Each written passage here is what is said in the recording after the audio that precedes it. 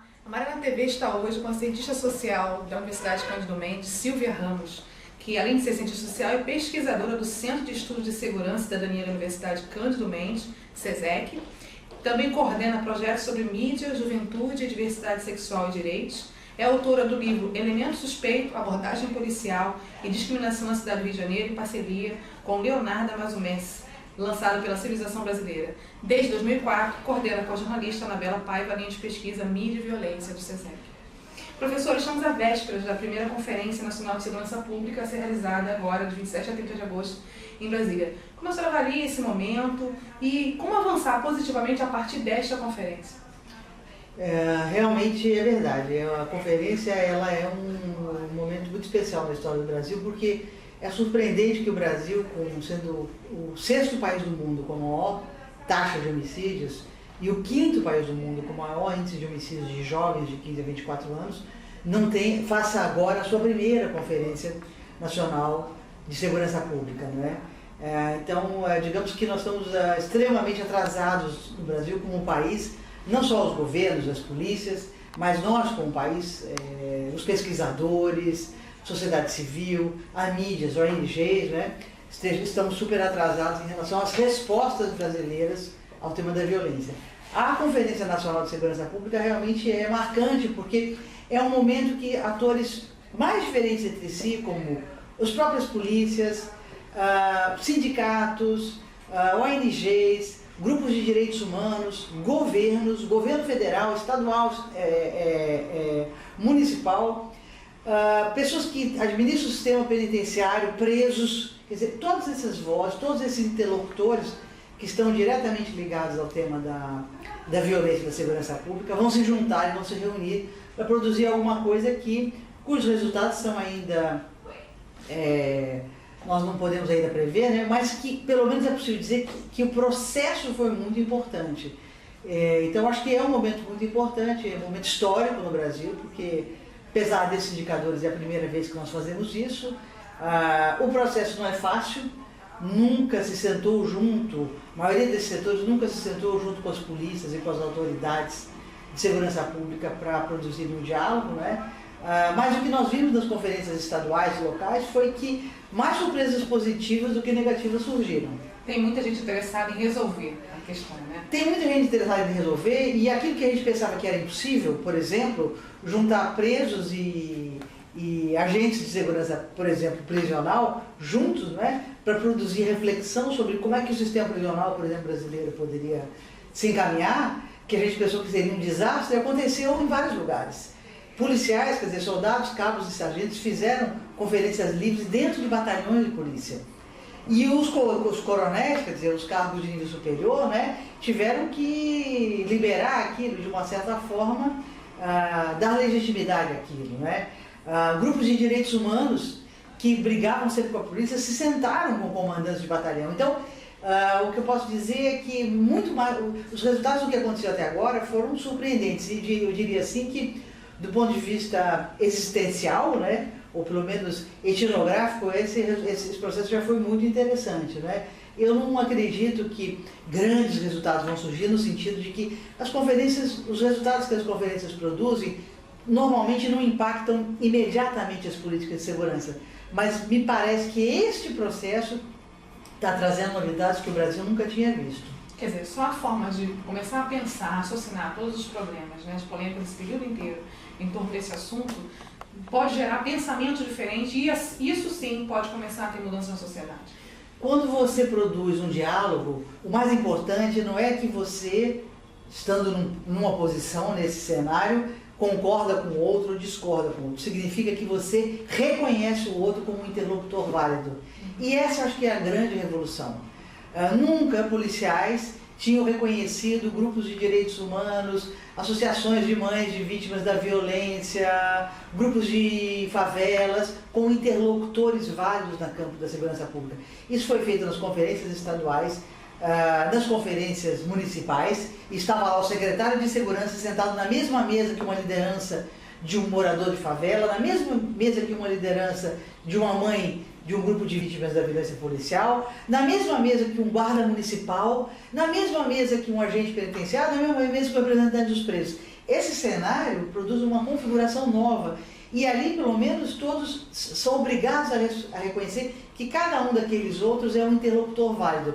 Quando você produz essa cena, você destampa um processo de um diálogo que nunca tinha havido. Porque nunca um secretário de segurança imaginou, em muitos lugares do Brasil, que ele era obrigado a reconhecer e sentar para conversar com uma liderança de favela, que ele talvez pudesse sempre imaginar, ou então um comandante da Polícia Militar, imaginar que aquele grupo ali é um grupo até inimigo da polícia, eles vão lá e entram nas favelas e tal. Então, essa ideia de que é preciso dialogar, e ao dialogar você reconhece o outro como um interlocutor na área da segurança pública, me parece que é o que pode produzir os resultados mais fortes nesse processo. Então, o diálogo pode gerar realmente uma cultura de paz. Eu acho que o diálogo é um caminho para gerar uma nova qualidade na segurança pública. Uma cultura de paz, eu acho que ainda não. Eu acho que o Brasil tem uma tradição de violência. O Brasil, nós, quer dizer, temos 50 mil vítimas de homicídio por ano no Brasil, todos os anos. Não foi que ocorreu uma coisa e 50 mil pessoas foram assassinadas. Todos os anos. No ano retrasado, no ano passado, nesse ano, no ano que vem, é um valor mais ou menos dessa natureza. É um número absolutamente incompreensível. E nós convivemos com isso, de uma certa forma, com muita tolerância. É muito preocupante, não é? É como se nós fôssemos ou indiferentes a isso, ou não conhecêssemos essa realidade, etc. Produzir uma cultura de paz significaria alterar profundamente as relações dos jovens com os jovens, dos mais ricos com os mais pobres, dos bairros mais periféricos com os bairros centrais, das polícias com as populações jovens, de negros com brancos. Então, seria mudar muita coisa. Eu acho que é preciso mudar a cultura brasileira de resolução de conflitos. Mas eu acho que o diálogo é um começo do qual nós estamos sentindo muita falta. Vamos precisar, então, ainda muitas conferências nesse sentido, nessa direção, para conseguir futuramente criar essa cultura? Eu acho que muitas conferências e muito mais. Acho que muitos projetos que valorizem a voz dos jovens. Você sabe que a grande maioria dessas vítimas de violência são jovens pobres e negros moradores de favelas em periferia. A grande maioria dos agressores dessas violências também são jovens moradores de favelas e periferias. Então, é preciso a gente pensar que relações nós estamos construindo com o consumo, com a sexualidade, com as disputas, com as armas. É preciso muitos projetos e programas repensando o Brasil profundamente em relação a isso. A polícia e a área de segurança pública tem um papel crucial nisso aí, que é um papel decisivo, mas não é um papel único, não é? Eu acho que o protagonismo jovem nessa área é muito importante, porque se é ali que os problemas são maiores, é dali que as soluções virão. Eu acho que só dá para pensar numa cultura de paz, incorporando os jovens, principalmente os jovens de favelas, que muitas vezes se representam em grupos de hip hop, grupos como CUFA, Afro Reggae, Nós do Morro, Companhia Étnica de Dança, Observatório de Favelas, Racionais MCs. Então você tem aí uma proliferação de segmentos ligados à cultura hip hop, à cultura reggae e outras no Brasil, onde os jovens estão falando por eles mesmos, e eles estão falando sobre isso. Eles estão falando sobre violência, eles estão falando sobre polícia, eles estão falando sobre a polícia que eles não querem e a polícia que eles querem. Então eu acho que para a gente começar a mudar essa cultura de violência, produzir isso que se tem chamado de uma cultura de paz, não é? Ou pelo menos eu chamaria de uma cultura de redução de violência, ou de redução de formas violentas de resolução de conflitos, não é? Eu acho que é preciso incorporar setores que até hoje não tiveram voz. Então, na direção dessa conferência, um dos pontos altos foi dialogar sobre a mídia e a segurança pública. Inclusive, eu estive em Brasília, assisti uma apresentação sua, que foi excelente. E, a partir daí, de alguma forma, o que a senhora acredita, assim, a mídia contribuiu também, de alguma forma, para a banalização do crime, da morte, para a valorização de confrontos sangrentos? Qual o papel da imprensa na construção das políticas de segurança? Olha, esse é um tema, como você disse, ele é muito importante. É difícil nessas alturas do campeonato em que nós estamos, mergulhados nesses 50 mil homicídios por ano, mais 30 mil acidentes de automóvel também, onde os jovens são predominantemente envolvidos, não é? Isso tudo são indicadores de violência, não é? De chamada morte por causas externas, quer dizer, como se morre num país que não seja por mortes naturais. Estamos no auge da vida, de repente alguma coisa retira essas vidas, esse é um indicador de violência mundial, não é? É muito difícil saber o papel da mídia. De fato, a mídia tem um papel crucial. eu não, em princípio, não estou de acordo com a ideia que demoniza os meios de comunicação, dizendo que os meios de comunicação, a mídia é responsável por tudo, a mídia é responsável por tudo. Porque não é que ela não seja responsável, é que também da mídia tem vindo as melhores respostas. De onde tem se universalizado essas vozes que nós estamos falando aqui, de afro-reggae, curva do hip-hop? Tem vindo dos meios de comunicação. Eles saem de Vigário Geral, da Cidade de Deus, ou do Capão Redondo, e falam para o Brasil através de quê? Através da mídia também. Então a mídia é exatamente um mediador de muitas vozes, né? Eu acho que a concepção que demoniza a mídia, eles são responsáveis, eu acho que ela é muito, no fundo, infantil e ingênua. A mídia são muitas coisas, essa pluralidade de vozes, inclusive a existência de canais hoje mais ou menos livres de expressão comunitária, etc. Né? Eu acho que mas de qualquer forma eu deveria dizer o seguinte: a cobertura sobre violência e criminalidade é o que mais mudou no Brasil. A chamada área de polícia dos jornais não teve área que mais se modificou, se modernizou e que criou responsabilidades no Brasil nos últimos 10, 15 anos do que essa cobertura chamada de polícia. Nos grandes órgãos brasileiros, em todas as capitais, não tem, o principal órgão não tem mais aquele setor de polícia, onde aquele repórter de polícia era misturado com o policial, andando na viatura, antigamente era armado e tal. Hoje os jovens repórteres são extremamente críticos em relação à polícia, são extremamente importantes para dar voz a vítimas das injustiças e da violência policial.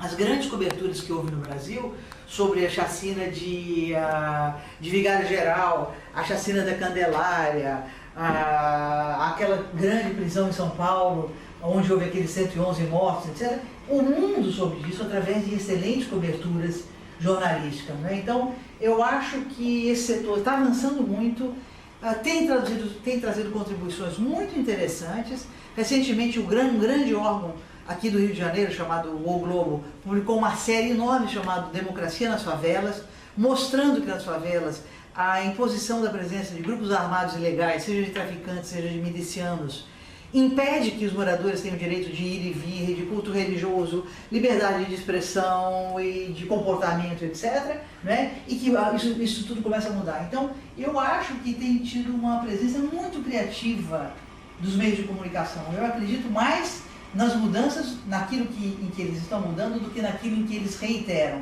De fato, ainda existem aqueles programas de televisão sensacionalistas, muito menos, vários deles fecharam. O Aqui Agora fechou, Nunca Mais Existiu, aquele repórter não sei o que, esses programas que eram nacionais não existem mais. Tem alguns locais, principalmente no Norte, no Nordeste e no Centro-Oeste, tem muito pouco já agora, no Sudeste e no Sul, não é? Eles estão diminuindo, mas ainda existe e eles têm realmente, eles são ainda impressionantes, e são insultantes, e são de uma agressividade, de uma violência e de um desprezo à vida extremamente revoltante. Mas me parece que há um dilema desses órgãos, que é o seguinte: a solução não é pegar um grande órgão como esses grandes jornais que são lidos no Brasil inteiro, pelas elites, que não falam sobre violência. E os nossos 50 mil mortos, quem está falando disso? E os 6 mil mortos do Rio de Janeiro? Todos os anos. Onde estão? Se a imprensa não cobrir isso, então não adianta você ser muito elegante para tratar de polícia e de mídia e não dar importância a isso. Por que alguns jornais de excelente nível não estão mais cobrindo esses assuntos? Porque esses assuntos ocorrem entre jovens, pobres, moradores de favelas e periferias. É muito preocupante quando os grandes jornais, os excelentes meios de comunicação, que criam um padrão de comunicação com o resto do Brasil, são os formadores de opinião, eles, digamos, se tornam indiferentes. Me parece que o grande dilema dos meios de comunicação é como mudar muito sobre isso. É preciso falar sobre isso todo dia. É preciso que, em vez do Ibovespa, do índice da Bolsa de Valores de São Paulo, a gente dê diariamente nos rádios e televisões o índice de morte de jovens e de adolescentes no Brasil. A solução não é falar pouco, é falar muito mais e todos os dias, mas é falar com qualidade. Então, os jornais, os órgãos mais populares têm o seguinte dilema: você dá na primeira página, manchetes, morreu mais fulano não sei aonde, morreu ali não sei aonde. Às vezes, dar muito, que é o positivo, acaba naturalizando e banalizando. Quando você sabe que mais 4 rapazes morreram na favela da Zona Oeste do Rio de Janeiro, você fala assim: ah, tudo bem, então isso está normal. O problema não é não dar a cobertura, não falar sobre violência, tem que falar e tem que falar bastante, mas é falar de um jeito criativo em que todos esses episódios não se banalizem, que é como nós brasileiros, de uma certa forma, temos banalizado as 50 mil mortes então, hoje brasileiras. É um grande desafio, então, eu acho que o grande desafio é pautar muito segurança e violência e polícia, mas pautar com uma qualidade que não permita que a reiteração desse assunto nos veículos diariamente produza um sentido oposto ao sentido da mobilização, que é eu não posso mais, eu vou fazer alguma coisa, acaba produzindo um sentido da naturalização e da banalização. Isso aconteceu na favela, então tá tudo bem. Lá mesmo, aqueles jovens mesmo toda hora morre gente lá, quase todos eles são traficantes mesmo. Então você cria um sentido que, em vez de produzir a ideia de que nós temos que despertar para isso, acaba produzindo uma ideia de que nós temos que nos conformar com isso. Bom, mas assim, já que o ideal, então, o desafio hoje é encontrar uma forma de como reiterar esses assuntos sem banalizar, né? Sem chocar até a própria sociedade, deveria então, qual a sugestão dos especialistas? Que hajam fóruns entre a imprensa para encontrar? Seria essa é uma das sugestões. Primeiro, que cada matéria sobre uma morte de um jovem ou mesmo de um traficante que aconteceu no local, seja acompanhada de estatísticas, de ouvir especialistas, de ouvir os secretários de segurança, chefes de polícia. É preciso que eles falem diariamente sobre isso. A sociedade seja obrigada a falar. E não que esses anúncios sejam simplesmente acompanhados de um registro, como se fosse o registro de alguma coisa do dia a dia da cidade, né? Primeira coisa. Segunda coisa, você tem toda a razão, é preciso haver fóruns de comunicação e de relação da sociedade com os meios de comunicação, dos meios de comunicação com as áreas de segurança pública.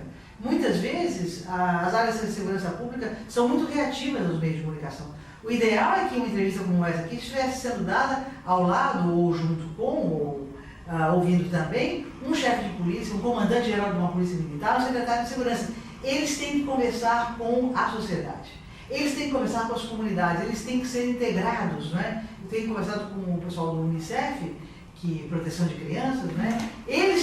O Unicef tem que chamar os comandantes, os chefes de polícia, os secretários de segurança para sentarem juntos, né? Então eu acho que é preciso realmente aumentar esse tipo de fóruns.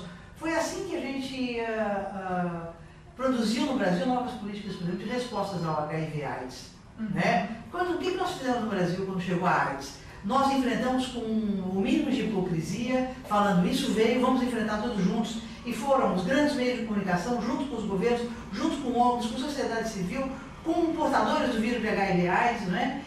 Com grupos de homossexuais, com grupos de travestis, com grupos de prostitutas. Então, eu acho que a violência deveria demandar o mesmo tipo de respostas. São respostas onde cada um tem seu papel, mas todos dizem, bom, isso me interessa, eu tenho a ver com isso, né? Eu acho que no Brasil a gente precisa despertar desse momento que dizia, isso é um problema lá das favelas, eu não quero ver, isso está acontecendo longe de mim, isso é nos bairros pobres. O problema é que isso, a sociedade brasileira só despertou para isso quando essa realidade, digamos assim, transbordou, né? E quando os tiroteios passaram a ser ouvidos das áreas mais da cidade. Baixo, né? Mas sim para o asfalto, né? Para a casa das pessoas, né?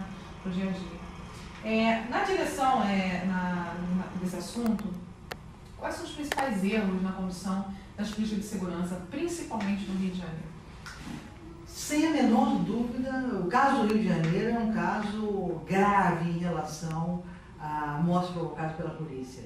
A polícia do Rio de Janeiro não é de hoje, já há muitos anos, desde pelo menos 1999, quando nós chegamos ao nível mais baixo, 300 e poucos mortes provocadas pela polícia. Daí em diante, em 2000 isso passou para 500, foi aumentando, nós chegamos aí a 1.330 mortes provocadas pela polícia no ano retrasado. Um pouquinho no ano passado, foi para 1.100 e alguma coisa, não é?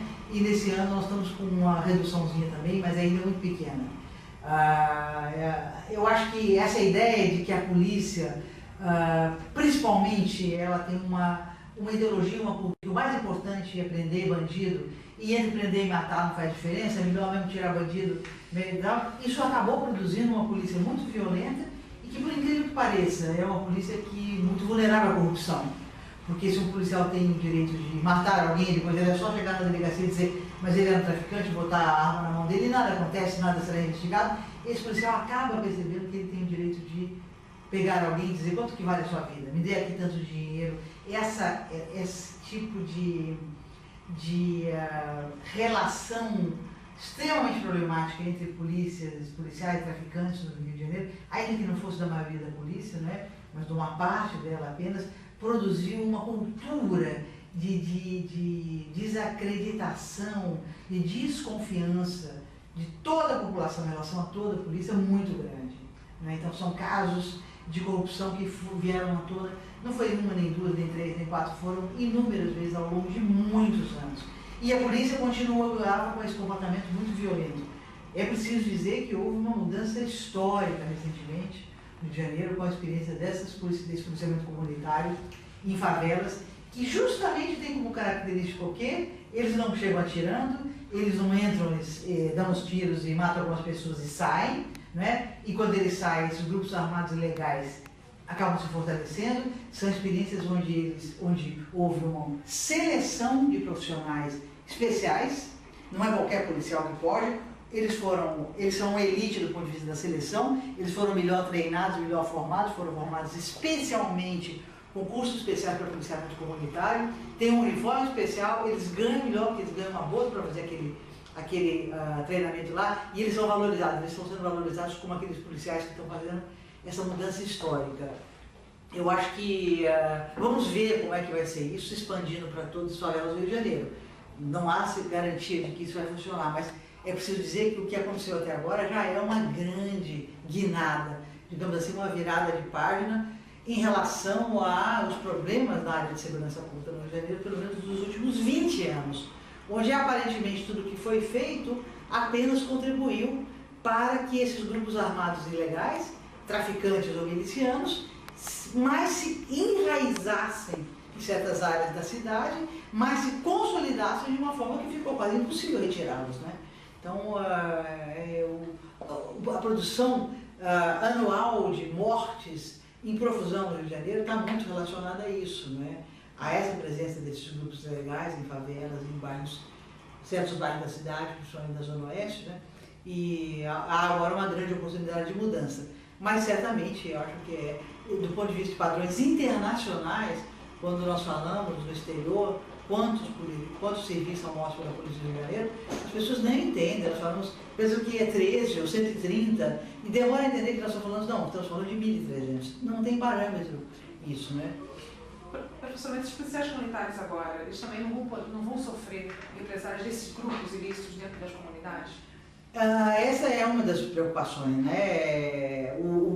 A experiência está sendo realizada de forma que o contingente em cada uma dessas áreas seja suficiente para, digamos assim, desestimular tentativas de tomada dessas áreas. Quando você tinha uma boca de fumo, por exemplo, numa comunidade como Santa Marta, que fica na zona sul do Rio de Janeiro, em Botafogo, de, digamos, sei lá, 20 rapazes armados, né?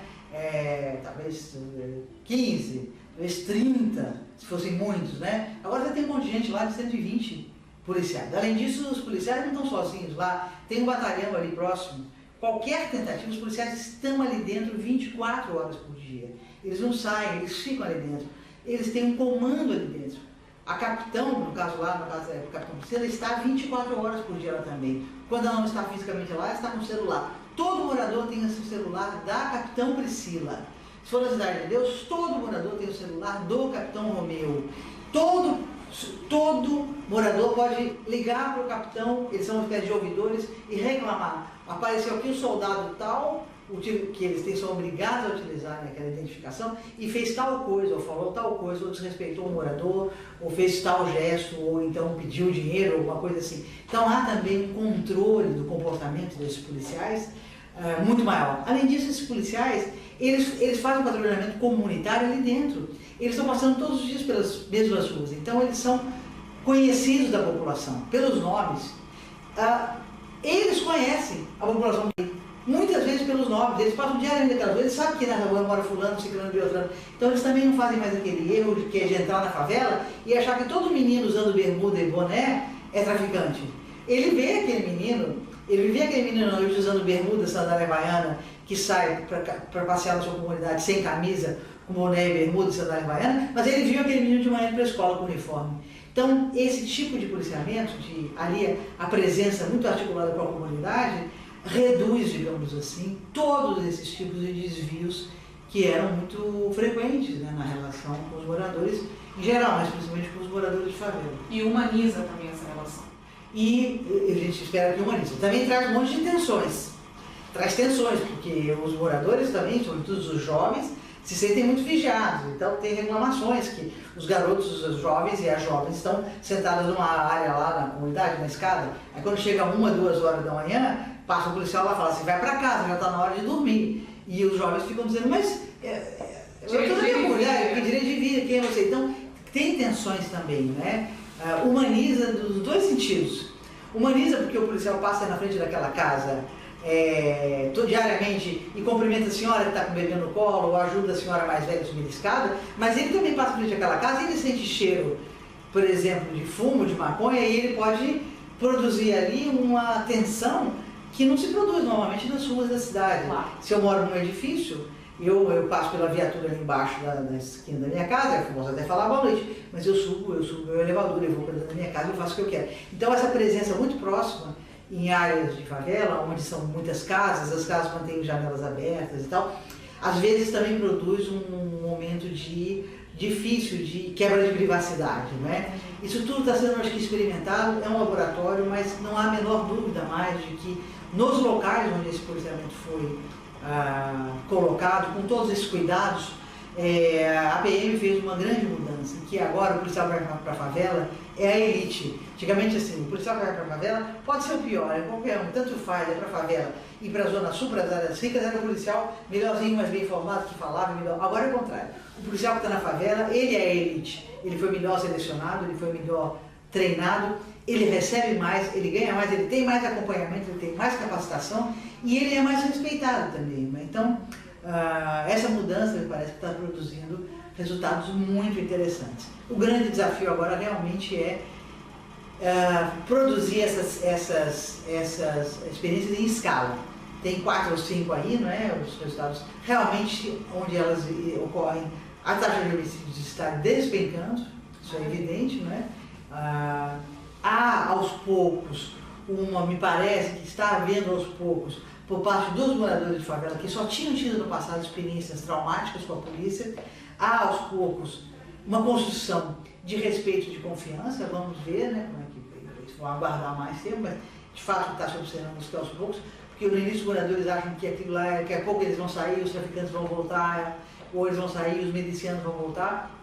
Então, ainda uma desconfiança inicial, né, mas me parece que a tendência é isso se consolidar se o governo do Rio de Janeiro continuar levando a sério isso, essa própria intenção deles, como levou até agora. Continuar e quando mudar de governo, se o outro governo Exatamente. dando certo vai continuar. A história da política de segurança pública no país está diretamente ligada a interesses político-partidários? De fato, a área de segurança pública foi sempre muito vítima desse tipo de coisa. Desde a campanha de desarmamento, há muitos interesses do Congresso, o chamado lobby da bala, quando você pensa no Congresso Nacional. Todas as tentativas, por exemplo, de reestruturar as polícias, coisa que os próprios policiais querem. É uma loucura essa divisão entre polícia militar e polícia civil. A polícia militar trata da repressão, mas não faz a investigação. A polícia civil não faz o trabalho ostensivo, depois só faz a parte investigatória. Só o Brasil tem esse modelo um pouco esquizofrênico, né? Todas as tentativas do passado de mudar esse modelo estruturalmente esbarraram os lobbies no Congresso. Há enormes interesses corporativos ali, há representantes, né, das polícias, que na verdade a gente não sabe que interesses eles estão, porque quando a gente vai ouvir os policiais, a Senasp acabou de liberar, a Secretaria Nacional de Segurança Pública está liberando hoje o resultado de uma pesquisa chamada O que Pensam os Policiais, o que pensam os profissionais de segurança pública no Brasil, e que nós vimos é que quando você pergunta, você preferia um modelo assim, assim, assim, ou assado, ou ficar como está, só 20% responderam ficar como está.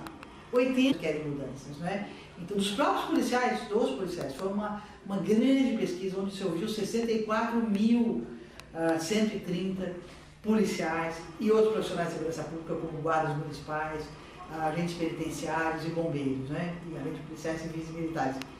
Eles também querem mudar, né? Então, de fato, é uma área em que muitas vezes se pensou, diferente da área, por exemplo, de educação, que nós chegamos a essa conclusão no Brasil, ou da área de saúde, entrou um governo, saiu um governo, entrou outro governo, ninguém vai falar hoje mais no Brasil, ou pelo menos na maior parte do Brasil, você muda todos os diretores de hospitais e você coloca os diretores de hospitais do meu partido, ou você coloca os diretores do posto de saúde, ou você partidariza a área da saúde, a área da educação. São áreas em que não se aceita mais que isso ocorra.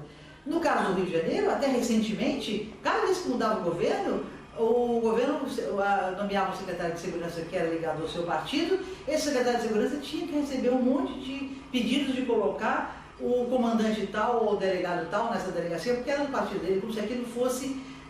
então, essa parte da elitização, essa politização no mau sentido, afetou demais a área de segurança pública no Brasil.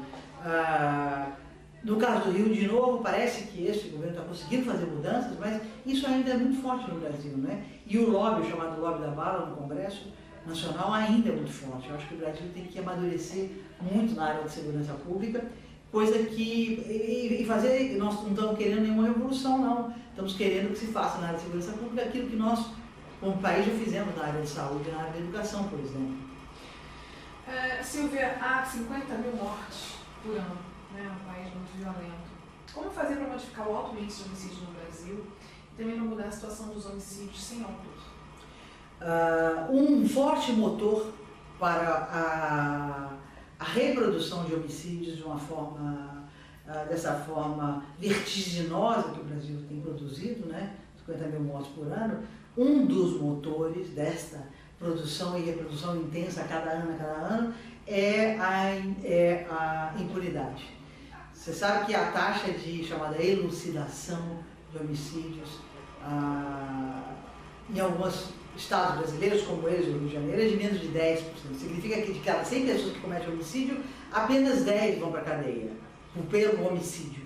Os outros 90 dizem o seguinte: eu cometi o primeiro, não aconteceu nada, eu cometi o segundo, não aconteceu nada, a polícia não investiga mesmo e fica tudo por isso mesmo. Então esse é um forte motor para que um homicida continue produzindo homicídios, né? Então é essa realidade que se conhece no tráfico de drogas, nas milícias e em várias outras situações de roubos. Quer dizer, a criminalidade no Brasil está muito ligada à morte. É por isso que alguém vai roubar alguma coisa de alguém. No passado, em outros países, ladrão é ladrão. Ladrão é ladrão, ele não é um assassino. Aqui no Brasil se tornou muito presente a ideia de que alguém vai roubar alguma coisa de alguém, ou conseguindo roubar ou não conseguindo, ele dá um tiro. Né? Por quê? Porque a prática do homicídio mais ou menos se equivaleu a mais ou menos nada. O homicídio é o crime por excelência. O Brasil tem uma das taxas mais baixas de elucidação de homicídios, ou seja, homicídios são cometidos e a polícia não elucida, a polícia não investiga. Há o registro de mortes lá, foi visto um cadáver na rua tal, etc. E fica por isso mesmo. Não sai nenhuma equipe atrás para ver isso. O local do crime é mexido por todo mundo. Ninguém procura uma digital, ninguém procura retirar a bala e ver daquela bala que a arma pertence, tudo isso. Todos esses cuidados que era preciso ter, não há. E isso, de uma certa forma, se universalizou no Brasil. Há poucos estados que estão preocupados com a taxa de elucidação de homicídios, um deles é São Paulo. Rio de Janeiro, então, ainda não está nessa... Ainda não está. Parece que a Secretaria de Segurança está prometendo fazer uma grande chamada DHPP, uma grande delegacia de investigação de homicídios, né? Como foi feito em São Paulo, onde tem mais de 600 investigadores.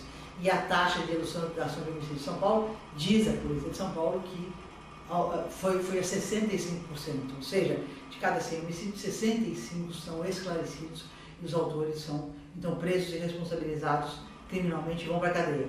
No Rio, com menos de 10%, né? Então, há também uma cultura na polícia, nas polícias brasileiras de um modo geral, com exceção de São Paulo, em que é tanta gente que morre que fica por isso mesmo. Então, ninguém nem pensa em fazer alguma coisa para produzir uma nova realidade e dar uma virada nisso aí. Mas São Paulo já fez. E talvez essa seja uma das razões, não é a única, mas é uma das razões para explicar por que a taxa de homicídio de São Paulo caiu 70% de 2000, de 99 a 2000 até o presente ano. Quer dizer, houve uma queda, uma redução da taxa de homicídios em São Paulo, no estado de São Paulo, que é equivalente às chamadas as reduções conhecidas do mundo, que é a redução da taxa de homicídio de Nova York, a taxa de homicídio de Bogotá, Medellín, da Colômbia, né? Isso foi São Paulo está vivendo uma queda desse tipo, e uma das providências foi essa. Então você tem toda a razão, há uma correlação muito forte entre a nossa taxa de homicídios, que é uma das maiores do mundo, com o baixo grau de elucidação, de investigação em relação aos homicídios. Para aumentar essa investigação desses homicídios, isso estaria diretamente implicado com a questão orçamento das polícias ou não? Orçamento sim, mas você sabe, o Rio de Janeiro já gasta hoje 4 bilhões em segurança pública.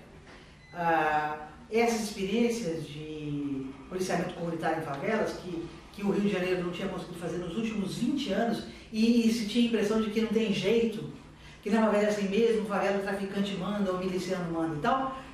Quando se foi fazer a conta na ponta do papel, quanto seria para reproduzir essas experiências que estão vendo hoje nessas 4 ou 5 comunidades do Rio de Janeiro, de policiamento comunitário, que reduziu para próximo de 0 os homicídios.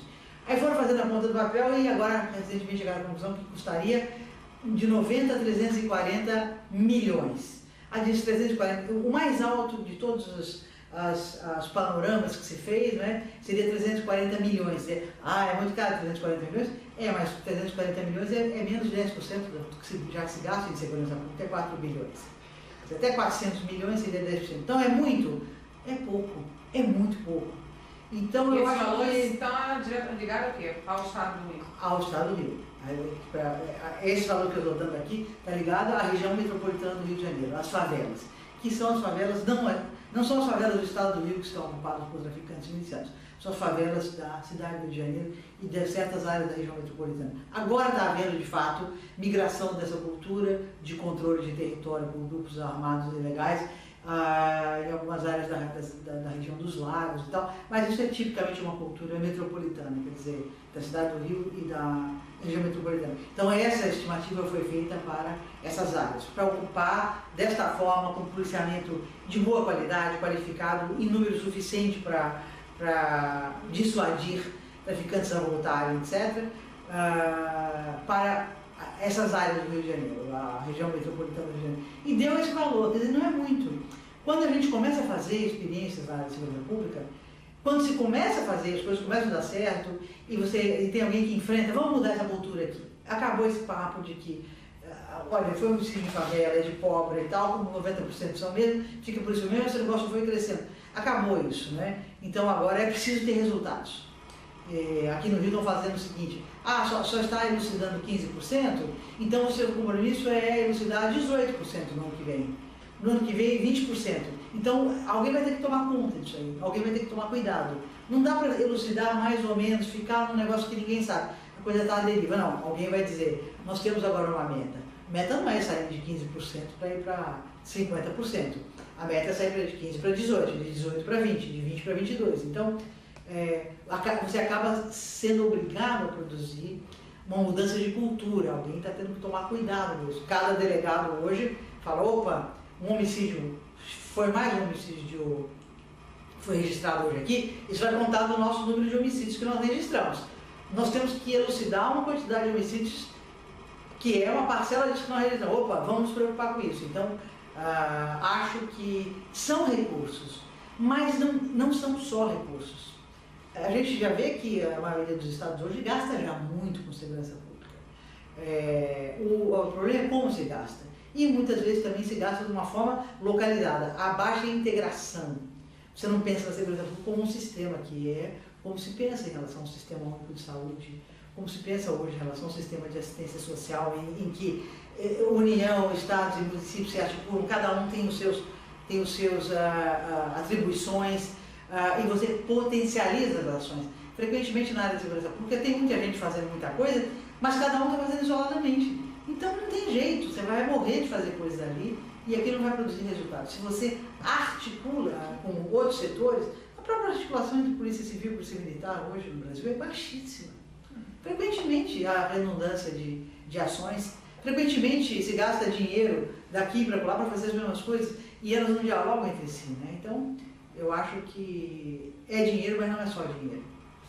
Meninos de rua são hoje os maiores usuários de crack, um grande dilema na nossa população, que gera terríveis consequências, né, de forma geral, na sociedade. Na sua opinião, como mudar esse quadro de abandono de crianças e adolescentes? De fato, o ingresso do crack em várias cidades brasileiras, recentemente no Rio de Janeiro, está produzindo, digamos, um quadro cuja dramaticidade se vê ali no chão, né? Meninos de rua sempre foram usuários das drogas mais baratas, sempre foram usuários de cola, de éter, cheirinho da loló e uma série de outras coisas que estão mais disponíveis. O crack, a epidemia de crack tem a ver com preço, tem a ver com a ideia de que os mais pobres podem consumir aquela droga, né? Por outro lado, o crack introduziu uma coisa interessante, importante, eu acho, para a história das drogas no Brasil e das vítimas usuários de drogas. Se você pensa na cocaína ou mesmo na maconha, você pode pensar, o usuário é um malandro, é um cara que tomara que a polícia prenda mesmo, e o cara leva umas pancadas e fica atrás das grades e tal. Quando se pensa no crack, ninguém se pensa que a solução do crack é prender o usuário. A polícia mesmo passa com a viatura lá, vê aqueles meninos atirados no chão e vai fazer o quê? Ninguém pensa em botar aquelas crianças, e às vezes velhos, tem gente de toda idade, mulheres, na viatura e levar para onde? Pra delegacia. O cara ele não vai negar que eles são presos com os cachimbos, às vezes com pedras. Mas o crack, ele, digamos assim, ele produz uma dimensão nova de que de fato a droga é um problema também de saúde, não é um problema só de polícia. Se é preciso reprimir e mesmo prender o fornecedor da pedra de crack, o usuário, não adianta você ir na boca onde você vende crack e bater no usuário, bater no traficante, roubar as pedras do traficante, pegar o dinheiro, que você está resolvendo aquilo. O crack é um problema que articula problemas de psicossociais, de apoio de assistência social, com saúde, com educação e com polícia. Ele flagra a nossa dificuldade de tratar de problemas que são integrais, né? Eu acho que por isso que ele é um grande desafio hoje. E as próprias polícias acabam muitas vezes não dando importância. As chamadas cracolândias, e eu já visitei muitas no Brasil, a polícia passa com a viatura na frente da Cracolândia e você fica falando para o policial, você não vai fazer nada? Você não está vendo que esses rapazes e moças, e esses velhos, essas senhoras, aqui no Rio de Janeiro tem Cracolândia onde tem 3 gerações, tem a avó, a mãe e a criança, usando crack, não é? Você não vai fazer nada? O policial fala assim, não, mas isso aí não é comigo não. Quer dizer, você tem um problema de uma droga que vem pelo mesmo sistema que vende cocaína e maconha e outras drogas, né? E que não é tratado como problema da polícia. Então, eu acho que o crack é uma epidemia, é uma tragédia. Eu conheço, no nosso último estudo, nós entrevistamos muita gente cujas mães e assistentes sociais que estavam recebendo isso dos polos e não sabiam nem a quem procurar, ficavam inteiramente desaloradas. O Estado também não estava, pelo menos até o ano passado, preparado para responder a isso, né? Mas, por outro lado, é uma oportunidade para a gente rever os nossos conceitos de que se resolve com polícia o problema de consumo de drogas, que você resolve também com polícia o problema de jovens, adolescentes na rua, em conflito com a lei, que se resolve com a polícia problemas de crianças e adolescentes abandonados, né? Acho que o crack, ele, digamos assim, dramatiza esse novo momento. Eu acho que realmente é um grande desafio. É preciso produzir ainda mais estudos e eu acho que é preciso produzir a humildade dos poderes públicos de quem diz, sozinhos nós não vamos conseguir. Queremos juntar os CAPs, que são os Centros de Atendimento Psicossociais, sobretudo os CAPs AD, que é o Centro de Atendimento Psicossocial voltado para álcool e drogas, o chefe de polícia da área, o delegado, a diretora da escola, a diretora do posto de saúde e a universidade, os pesquisadores universitários que vão procurar compreender melhor esse fenômeno, né? Eu acho que é alguma coisa que é tão desesperadora hoje porque tão poucas respostas, né, quer dizer, concertadas vêm sendo produzidas. Então, dentro desse campo também é importante conferências, fóruns para esse debate de âmbito, né? Exatamente. Eu acho que é preciso falar mais disso. Qual balanço a senhora faz das ações desenvolvidas no âmbito das políticas públicas de promoção de igualdade racial nas áreas de educação, políticas para comunidades quilombolas e para mulheres negras? Bom, primeiro preciso falar do PRONAS, que é o Programa Nacional de Segurança Pública com Cidadania, que pode ter muitos defeitos, mas tem um grande mérito. E é pela primeira vez no Brasil, você tem grandes recursos e muito dinheiro, ou pelo menos comparado com o que tinha existido no passado, é uma quantia muito grande de dinheiro sendo investida numa articulação entre atividades repressivas e preventivas. O próprio PRONAS tem atividades com as mulheres, com os jovens, ao mesmo tempo nas comunidades, e elegeu as principais regiões, as regiões metropolitanas com as maiores taxas de homicídio no Brasil, e isso é articulado com atividade chamada repressão qualificada. Mais viaturas, melhor formação policial, etc. Então eu acho que assim, pela primeira vez se pensou em, primeiro, vamos medir as taxas hoje, vamos investir recursos, monitorar as ações e de novo daqui vamos medir de novo para ver se isso está fazendo efeito. Até hoje no Brasil, os recursos que se investiam era assim, dá dinheiro para viatura aqui, dá dinheiro para colete a prova de bala ali, dá dinheiro para comprar mais armamento ali, e ficava por isso mesmo, nunca ninguém mediu se aquele dinheiro todo que foi gasto ali, e é isso produzia efeito no Brasil, ficava por isso mesmo, era um pouco uma lógica de que vai levando. Hoje, a segurança pública, no Brasil inteiro, principalmente a partir do PRONAS, está produzindo uma nova lógica de monitoramento e avaliação. É muito dinheiro que está se colocando, mas a gente quer ver os resultados, né? Então, isso eu acho que é a grande mudança. Segundo, dentro do PRONAS, há uma preocupação muito forte com os jovens que estão no chamado, que eles chamam de, talvez não seja um termo muito bom, eu acho, porque é um pouco estigmatizador, mas os jovens que estão em situação de risco. É aquele jovem que está sem emprego, procurando emprego, ou que está sem emprego e não está procurando emprego, está fora da escola, né? Esse jovem seria, digamos assim, supostamente, um candidato mais forte do que os outros a se ingressar ou se incorporar em algumas dinâmicas de criminalidade, seja pequenos furtos na rua e tal, indo até a situação do cara ser soldado do tráfico, portando fuzis, sendo objeto, sendo uma provável, muito forte, provavelmente, vítima de homicídio e autor de homicídio, né? Então, existe um programa chamado Protejo, que é voltado para esses jovens. Existe um programa chamado Mulheres da Paz, que é voltado para a ideia de que as mulheres estão nas comunidades e elas são antenas. E elas podem mais facilmente captar a situação de quais são os jovens que devem ser encaminhados, e elas são mediadoras entre o tráfico, os traficantes, a milícia e a polícia. A polícia não é o melhor órgão para tratar disso, pelo contrário, é o pior. Então, para tratar certas, digamos assim, ações dentro desse mesmo programa de segurança pública, elas não podem ser realizadas pela polícia. Elas têm que ser realizadas primeiro pelas mulheres que vivem nessas comunidades. Em segundo lugar, pelas assistentes sociais. Então, em terceiro lugar, pelas professoras. Então, há uma ideia de integração.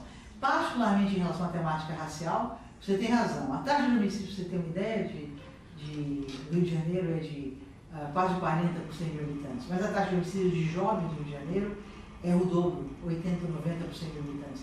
Quando você pega a taxa de homicídio de jovens de sexo masculino, negros do Rio de Janeiro, é de 400 por 100 mil habitantes. É verdade que jovens, sobretudo jovens negros, são concentradamente vítimas de violência, de uma forma absolutamente chocante, é inaceitável. Só é possível aceitar isso para quem não sabe. Depois que a gente explica, mostra os gráficos, mostra as curvas, não é possível mais aceitar isso, né? Então, realmente é preciso pensar em políticas que produzam a prevenção de vitimização nesses setores, né, sem que elas os estigmatizem. Sem que você imagine que, porque um jovem negro, então, ele será um candidato a ser criminoso. Porque o problema é que você pega jovens negros e você vai ter aí 99% dos jovens negros não estão ligados nem ao tráfico, nem ao crime, nem nada. Mas o problema é que quando você pega o contingente de vítimas em relação ao percentual que existe naquele universo, naquela cidade, naquele estado, aí você produz uma taxa. E essa taxa indica que são muito mais vítimas de violência do que outros setores. Provavelmente é por isso que nós, como brasileiros, estamos dando pouca importância a isso, né? Isso flagra o nosso racismo. O racismo não é porque eles estão sendo mais vítimas, é porque nós não nos importamos de vítimas aí. Não estamos dizendo que eles são mais vítimas porque são negros, estou dizendo que nós nos importamos menos como sociedade, porque quem está morrendo são os jovens negros. Se a taxa de homicídios de jovens negros no Rio de Janeiro fosse transportada para a taxa de homicídios de jovens do Leblon, de Copacabana e Ipanema, num instante esse país parava e tomava uma providência. Então eu acho que o problema da temática racial, como você bem tocou aí, é uma temática que ela é mais problemática para a reação que a sociedade está tendo. Né? E eu acho que de fato eu preciso olhar para isso, enfrentar essa realidade de uma forma mais corajosa do que a que nós temos feito até hoje. Tá ótimo. Muitíssimo obrigada. Obrigada.